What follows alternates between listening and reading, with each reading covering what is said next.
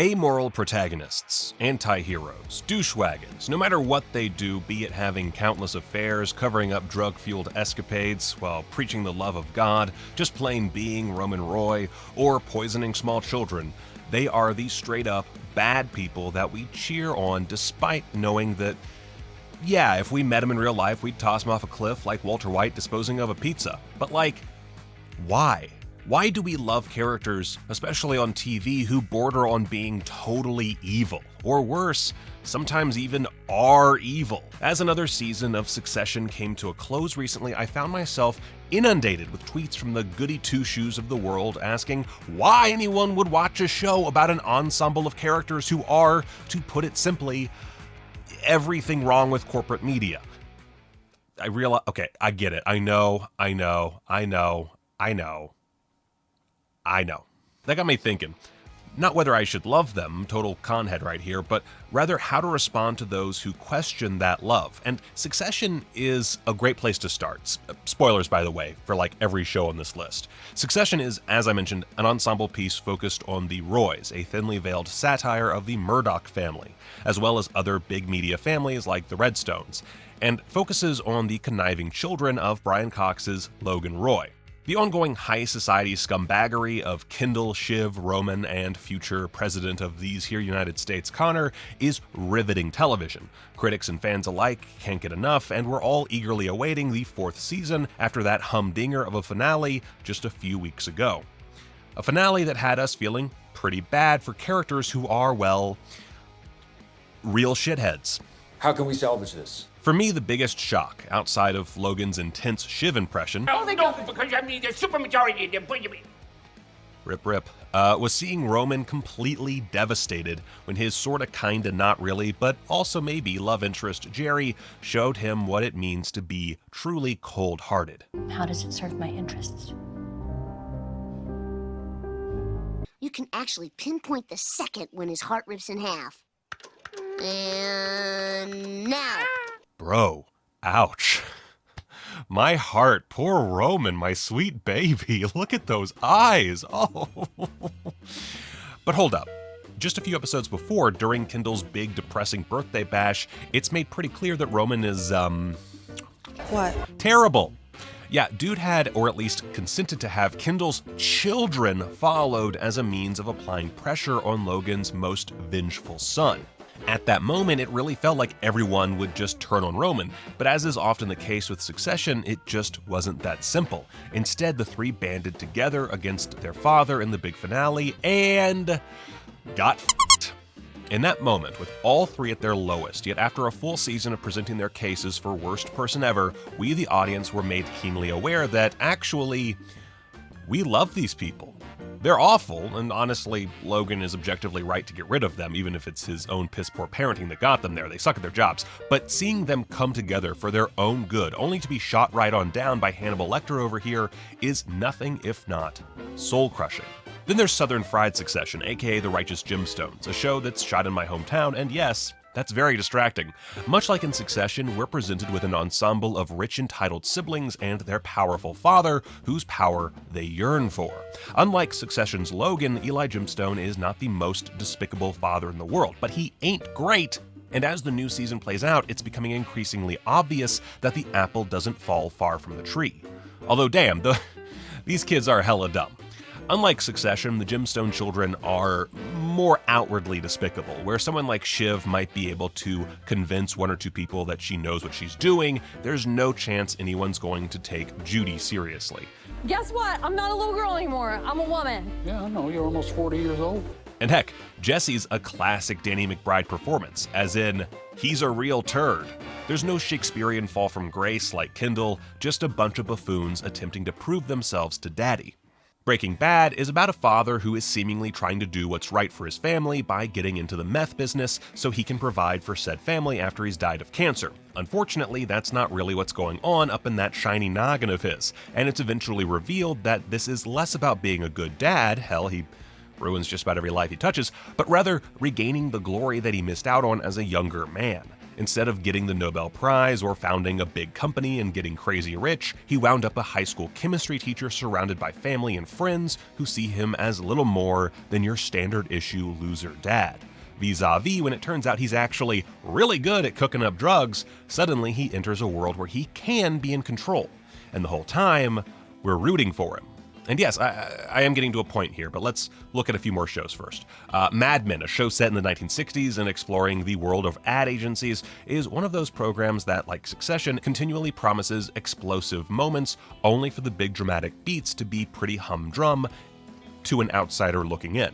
Sure, we get some quality, violent wartime flashbacks, or like one flashback, and a lawnmower incident, and poor Lane.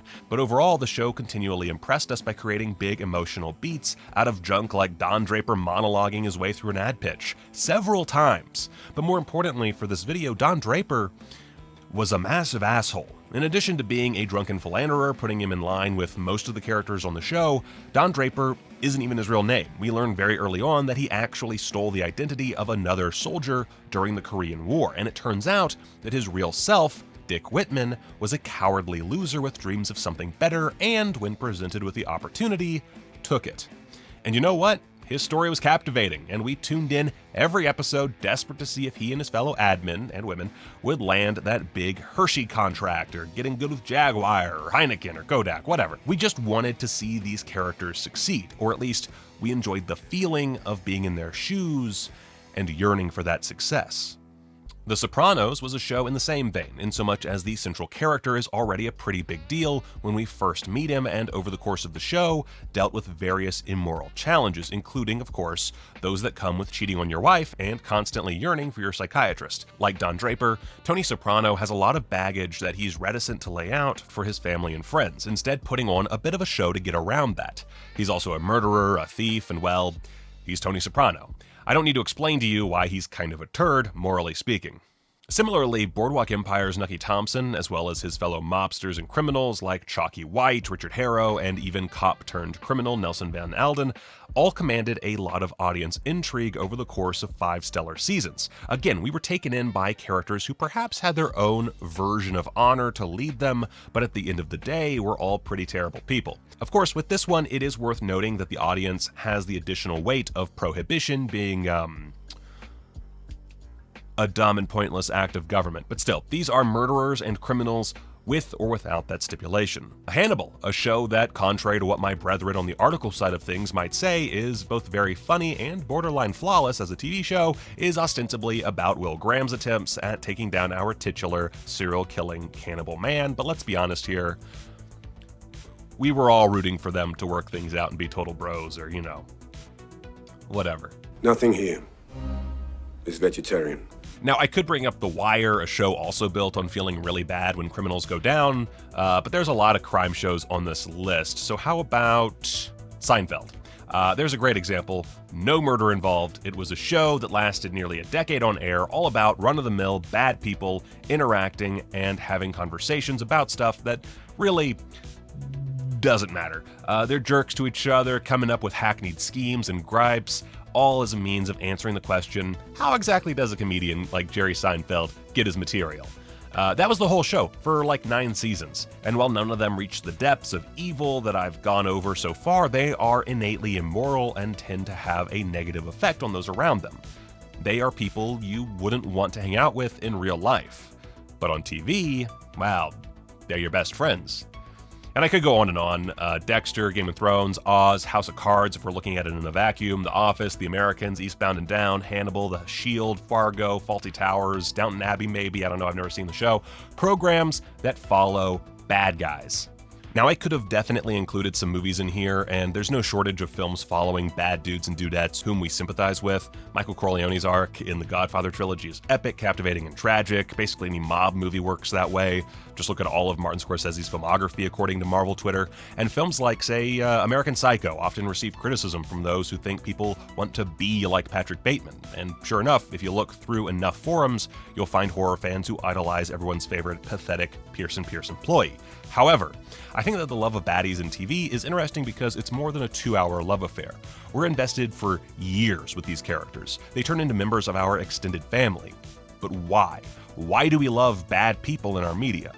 It's actually really simple, at least in my opinion. Conflict. Narrative is born of conflict, entertainment is conflict, it's why so many songs are about breakups, it's why reality and competition shows rule the airwaves. We love conflict, and nothing is more primed for conflict than characters who themselves seek out said conflict. Beyond that, however, is the conflict within those characters. Tony Soprano fell into criminality through family connections. Don Draper wound up in his position after a lie spun out of control. Nucky Thompson is exploiting an unjust system. Hannibal, well, he's just really cute. But also he was rendered psychologically damaged through childhood tragedy or whatever. And the central casts of Succession and Righteous Gemstones, like Tony Soprano, were born into a world they were not properly raised for. They were the results of really just awful parents. Oh, and the cast of Seinfeld, well, they're dicks, but they're acting in ways that are human in very mundane situations, making them relatable so they exist in a slightly different plane from our murderers and corporate hedonists. In my opinion, our love of bad guys as central characters is born of empathy. If you, the writer, can present a bad guy as being relatable, give them a father who's verbally abusive, for example, then you can get away with just about anything. Go on! Fuck off! And that's my time. I originally pitched this video as one all about Succession, so if you want to delve deeper into the best show on television, then let me know, because hoo boy, I can go on and on about those Roys. Oh shoot, I forgot to touch on Tom and Greg. Yeah!